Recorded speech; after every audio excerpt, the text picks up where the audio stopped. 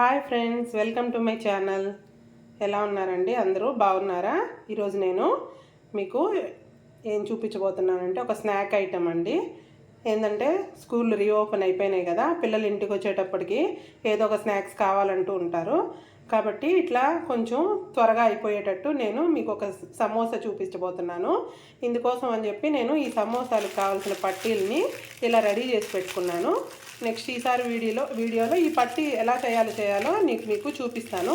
ఇలా ఖాళీగా ఉన్నప్పుడు ఇట్లా తయారు చేసుకొని ఒక పేపర్లో పక్కన పెట్టుకొని ఫ్రిడ్జ్లో పెట్టుకుంటాం. అవసరమైనప్పుడు రెడీగా వీటిని సమోసాలు వేసేసుకోవచ్చు. దీనికోసం అని చెప్పి దీంట్లో లోపల స్టఫింగ్ కోసం నేను ఆనియన్స్ ఎట్లా వేయాలో చూపిస్తాను. ఇప్పుడు దీని స్టఫింగ్ కోసం ఒక బౌల్ తీసుకొని అందులో ఒక కప్పు ఆనియన్స్ వేసుకోవాలి. ఇందులోనే ఆనియన్స్ వేసుకున్న తర్వాత ఇందులోనే కొద్దిగా పచ్చిమిర్చి, కొంచెం కరివేపాకు, రుచికి సరిపడినంత ఉప్పు, కొంచెం చాట్ మసాలా, కొంచెం గరం మసాలా వేసుకుందాము. చూసారా, కొంచెం గరం మసాలా, చాట్ మసాలా వేసుకొని కొద్దిగా అటుకులు ఇందులో వేసుకొని ఇదంతా బాగా కలుపుకుందాం. ఇదంతా బాగా కలుపుకున్న తర్వాత ఇట్లా తయారవుతుంది. ఇప్పుడు దీన్ని పక్కన పెట్టేసుకుందాము. ఇప్పుడు మనము ఈ సమోసా పట్టీలు తీసుకున్నాం కదండి, చూసారా, వీటిని విడివిడిగా తీసుకొని ఇప్పుడు ఈ సమోసాలాగా చేసుకొని దీంట్లో ఇవి స్టఫ్ చేసుకోవాలి. దీనికోసం అంటించడానికి ఇట్లా చూసారా, ఇది మైదా పిండి ఒక స్పూన్ తీసుకొని అందులో వాటర్ వేసుకొని ఇలా కలిపి పక్కన పెట్టుకోవాలి. ఇప్పుడు ఈ సమోసా పట్టీతో సమోసా ఎలా చేసుకోవాలో మీకు చూపిస్తాను. ఇది ఇట్లా పొట్లంలాగా ఇట్లా చుట్టుకోవాలి. చూసారా, ఇలా చుట్టుకొని ఇందులో మనం ఆల్రెడీ తయారు చేసుకున్నాం కదా ఈ స్టఫ్నంతా ఇలా పెట్టేసుకోవాలి.